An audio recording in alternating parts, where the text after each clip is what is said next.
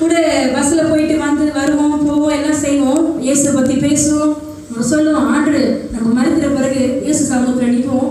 நீ நீ ஆண்டு சமூகத்தில் நீ ஆண்டு பதத்தில் நீ பாதத்தில் உட்காரு நான் கையை பிடிச்சிக்குவோம் ஆண்டு வர நான் இல்லை நீ கையை பிடிச்சிக்கோ நான் ஆண்டு பார்த்து நான் உட்காந்துக்கிறேன். முத யார் ஆண்டுக்கு யார் முத்தம் கொடுக்க போறா அப்படின்னு சொல்லி தான் பேசிக்கிட்டு இருப்போம் வாலிய பிராயத்தில். அப்போ கர்த்தர் உண்மையிலே அவங்க கூட இருக்கிற இடத்துல காலத்துக்காக நன்றி செலுத்துகிறேன். சின்னவன் ஆயிரமும் சிறியவன் பலத்த ஜாதியவன் என்ற வசனம் சொல்கிறது போல அவங்களும் வீட்டில் கடைசி பிள்ளை. இது ஒரு ஹிந்து பேக்ரவுண்ட்லேருந்து வந்தாங்க. நானும் வீட்டில் கடைசி பிள்ளை ஒரு ஹிந்து பேக்ரவுண்ட் தான் வந்தேன்.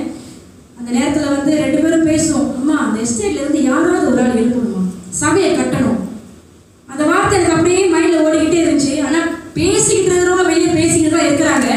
என்னமோ காடி வாங்கலாமா, வீடை வாங்கலாமா, சபையை கட்டுறாங்களா, பார்ப்போமே எப்படி நடத்துகிறாங்கன்னு பார்ப்போமே, என்னமோ பேசிக்கிட்டு தான் இருக்காங்க. ஆனால் கர்த்தர் என்னோட வாழ்க்கையில் வைத்த சித்தத்தை அவர் செய்து கொண்டே தான் இருக்கிறார்.